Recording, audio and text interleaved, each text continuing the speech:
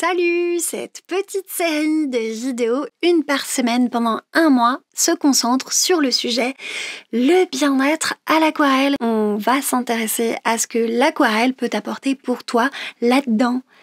Je l'ai pas appelé cette petite série de vidéos un stage bien-être, mais tu vois, c'était un petit peu ça l'intention. Par contre, disclaimer, je ne suis pas art thérapeute, je ne suis pas psy. On n'est pas dans le truc, tu vois, l'idée c'est pas de te soigner, c'est de t'apporter du bien avec des choses que j'ai vues moi et que j'ai pu récolter par rapport à ma compréhension du monde et de l'aquarelle en même temps. Je mets tout ça ensemble pour pouvoir te faire du bien et j'espère que ça va marcher. Je vais donc te donner 4 façons de percevoir et comprendre l'aquarelle pour te faire du bien et surtout, pour chaque, je vais te montrer des exercices. Des exercices pour débutants et des exercices pour intermédiaires à l'aquarelle. Donc chaque pilier est associé à une technique et se reflète dans ce que tu peux penser de la vie et comment tu peux te comporter pour te sentir mieux en général. Dans ce second épisode, on va s'intéresser à vivre le présent. Dans la vie, c'est ce qu'on travaille quand on fait de la méditation de pleine conscience. Et si on doit le prendre de manière plus ludique, plus légère vers l'aquarelle, on va s'intéresser surtout à notre faculté d'observation. Et ça va être utile à 2 choses. D'une part, on est en observation permanente dans l'aquarelle pour connaître l'humidité du papier et savoir l'effet que ça va produire sur le papier si on rajoute plus ou moins d'eau.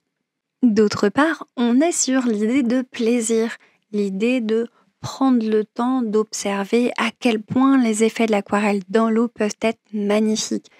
Et ça, c'est plutôt pour nous aider, nous, à réaliser à quel point des fois le monde c'est cool. Pour ce premier exercice qui est accessible à n'importe qui, vraiment même aux grands débutants, j'ai fait une flaque sur un papier aquarelle. Je te laisse en temps réel, comme ça tu pourras voir ce que ça donne avec du papier cellulose. Et je dispose dessus différentes couleurs qui sont des couleurs plutôt crémeuses, pas ultra liquides. Je vais juste poser ma couleur et regarder l'effet que ça produit dans la flaque. On veut ici se libérer de toute frustration. On n'est pas en train de chercher du beau dans l'absolu dans ce qu'on fait. On est en train de se dire, je vais savourer l'effet que je produis avec mon pinceau. C'est mieux si tu as une feuille qui te coûte pas très cher que tu prends. C'est vraiment un exercice méditatif. Il faut apprendre à savourer l'instant, donc autant faire le deuil directement de faire quelque chose de super méga dingue. Moi, ce que je veux, c'est que tu libères ce truc-là en toi et que tu prennes ce temps de poser des choses, d'oublier ce mode automatique dans lequel tu es tous les jours, de suspendre un petit peu ton temps à ton pinceau et d'être en admiration. Ça peut paraître bête à faire un peu cet exercice comme ça, de célébrer ce qui se passe sur ta feuille dans l'eau et de laisser faire, mais justement, laisse faire, laisse couler. À chaque fois, je le vois chez les débutants, il y a une tendance à vouloir rattraper, reprendre, malaxer la matière. Chez tout le monde, en fait, on a envie de contrôler cette eau. Non, tu ne peux pas tout contrôler et c'est un exercice parfait pour te rendre compte de à quel point c'est beau quand tu laisses filer, quand tu laisses aller et que tu n'es pas dans le contrôle.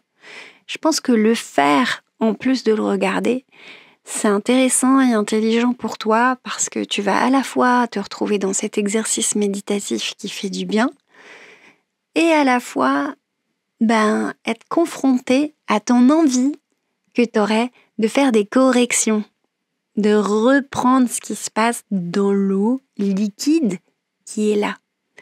Non, on ne touche à rien, on laisse faire. Et ça va faire écho à quand je te dis tu laisses l'eau bosser dans mes tutoriels, mais typiquement, ça t'entraîne. Je voudrais également, dans l'idéal, que tu te concentres sur l'effet que tu produis avec une peinture crémeuse dans une flaque d'eau. laisse-toi le temps d'assimiler cette compréhension très subtile des tâches que tu produis et de la façon dont les pigments se déplacent dans l'eau. Très très important ça pour comprendre l'aquarelle. Donc non seulement cet exercice un peu libre, il va te permettre de bosser sur ton côté contemplatif, mais en plus, il va t'apprendre un peu le dosage de l'eau d'une manière assez douce. Il faut que tu sois présente au monde à ce moment-là. Il faut que tu regardes vraiment ce que ça produit. Tu vas voir que ça va venir, ça va rentrer dans ta main, cette compréhension du dosage de l'eau au fur et à mesure que tu fais ce type d'exercice. En fait, ça rentre dans ta main au fur et à mesure de ta pratique, hein. Mais là, ça n'est fait que pour ça. C'est vraiment un exercice où tu te rends compte d'une manière très très pratique du truc. La deuxième partie de l'exercice, c'est voir la forme que tu as créée. Est-ce que tu penses à une méduse? Tu as vu que j'étais en train de dessiner une. Est-ce que tu penses à un bouquet de fleurs? Moi, ça m'a fait penser à des cheveux, donc je vais dessiner un portrait. Évidemment, c'est très complexe pour toi et je t'ai dit qu'on pouvait faire tous ces exercices sans dessiner, donc ne le fais pas. Si tu ne sais pas dessiner, c'est pas le but. L'objectif, c'est de faire la première partie de l'exercice et ensuite de faire comme si tu regardais les nuages, de te demander ce que ça t'évoque.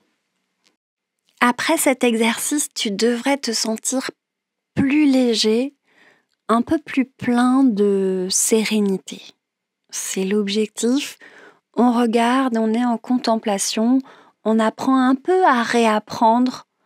On réapprend un peu à vivre cet instant présent pour regarder et s'imprégner des choses.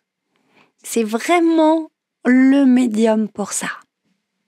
Ne te mets aucune pression sur le final, tu peux partir totalement. De toute façon, t'as lâché l'idée de faire quelque chose de beau au début, c'est ce qu'on s'est dit. Donc, tu vas pouvoir commencer à être un peu plus en expression et à gagner du temps sur la vidéo suivante. On va parler de se lâcher en termes d'expressivité dans la vidéo suivante. Ici, tu dois lâcher un petit peu le contrôle, quoi. Tu veux que les choses qui sont utiles techniquement viennent à toi par l'observation et par la conscience et non pas par un effort surhumain. On va laisser venir les choses tranquillement.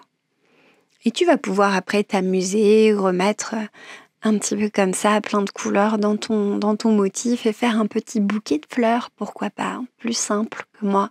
Là, je t'ai laissé ce que j'ai fait moi, ce qui m'a permis de méditer, oui, tout simplement. Un petit mot sur la méditation de pleine conscience. C'est vraiment intéressant pour ta vie. Moi, j'en fais pas, je te le dis honnêtement, nécessairement, parce que justement, l'aquarelle m'aide beaucoup à me focaliser, à me recentrer, comme on l'a vu dans la vidéo 1. Mais cette méditation-là, ses vertus, c'est d'oublier de penser au futur, d'oublier de penser au passé.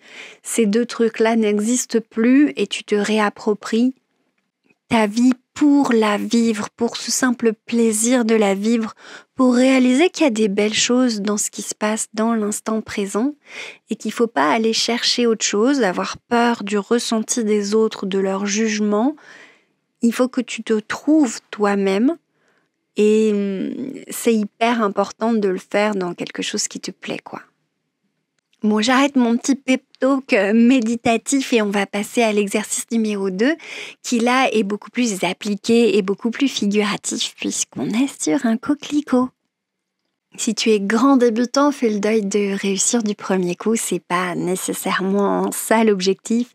L'objectif, c'est justement de te dire comment je peux réussir ça sans trop travailler. Je fais venir du pigment dans une flaque d'eau que je vais tranquillement modeler à une forme qui ressemblerait un peu plus à une fleur. Du bout du pinceau, je modèle, mais l'essentiel est que l'ensemble de la peinture reste dans sa majorité en bas du coquelicot. Je veux quelque chose de très évanescent sur le corps du coquelicot et plus on va aller vers le centre, plus je veux quelque chose de fourni en termes de peinture. Donc je guide dans la flaque le pigment pour que ça reste bien à ce niveau-là. Et je ne vais pas trop travailler les petites touches que j'ai faites du bout du pinceau dans le corps du coquelicot.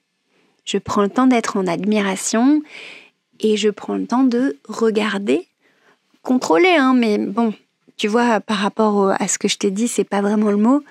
Contrôler où ça en est pour pouvoir rattraper si nécessaire, mais toujours calmement. Si tu tripotes trop et que tu essayes trop de contrôler, ça va être foireux. Tu vois, c'est vraiment la fusion qui fait le truc joli. Le noir que je dispose, il est très très très crémeux, très présent. Comme je l'ai disposé de manière moins en eau que ce qu'il y avait déjà, il fuse pas beaucoup, c'est exactement ce que je veux. Et je veux encore renforcer le rouge, je reviens avec du recrémeux par-dessus, en bas. C'est important de mettre beaucoup plus crémeux à ce stade par rapport à ce que j'ai fait au début. Sinon, ça va fuser beaucoup trop loin. C'est pour ça qu'il faut le faire plusieurs fois, parce que c'est bien se rendre compte de ça, être vraiment présent à cet effet-là pour comprendre en quoi le pigment il est attiré par de l'eau, pourquoi il s'échappe, pour pouvoir ensuite en faire un à la fois en spontanéité et en comprenant ce qui se passe. Et on continue ce temps réel pour que tu te rendes compte de ce que ça rend sur mon moulin du coq le rouge, le papier. Je peux également commencer non pas sur de l'eau pure, mais sur quelque chose de déjà coloré si j'ai envie. Et je vais faire des traces, et c'est peut-être plus simple pour toi cette méthode, des traces avec le crémeux, et que je reprends avec du encore plus crémeux. C'est une histoire de dosage. Je suis en observation, en tranquillité. Je ne reprends pas trop. C'est important, si tu reprends trop ce que tu fais et où tu vas, ça va être moins frais. Donc je ne reprends pas trop et une fois que je suis satisfaite, après 2-3 petits coups par-ci par-là, je vais poser mon noir. Et c'est là que je suis en observation-réaction. Si ce que je pose comme noir ne fuse pas dans le rouge, c'est que les deux ne sont pas assez humides pour fuser l'un avec l'autre. Donc quand je te dis crémeux, c'est pas solide, tu vois. Il y a une nuance très subtile qui est vraiment pratiquement le propre de l'aquarelle, qui va faire que au fur et à mesure, tu vas maîtriser le liquide, le semi-liquide, le crémeux et le très solide. C'est ça qui va faire que tu vas comprendre sur une flaque d'eau, sur un papier semi-humide, ce que ça va rendre. C'est l'observation et c'est la pratique qui te fera faire comprendre et avoir conscience dans ta main de l'état de l'eau et de ce que ça va donner comme effet. Et cet exercice est super pour ça. Donc, contrôle ta frustration de ne pas réussir du premier coup et essaye de voir et de faire cet exercice avec plusieurs couleurs, éventuellement, tu as le droit. En tout cas, si tu fais cet exercice en méditation plutôt qu'en frustration, tu auras vraiment réussi ce 2e épisode de notre série. Prends le temps de te remercier, moi je te félicite pour tous ces efforts, déjà pour avoir regardé et écouté cette vidéo avec attention, et félicite-toi pour tout ce que tu vas faire avec l'aquarelle à partir de maintenant. Rappelle-toi, il n'y a pas d'échec, il n'y a que de l'apprentissage.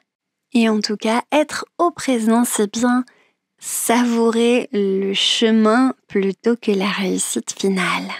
C'était la seconde vidéo de la série Bien-être à l'aquarelle.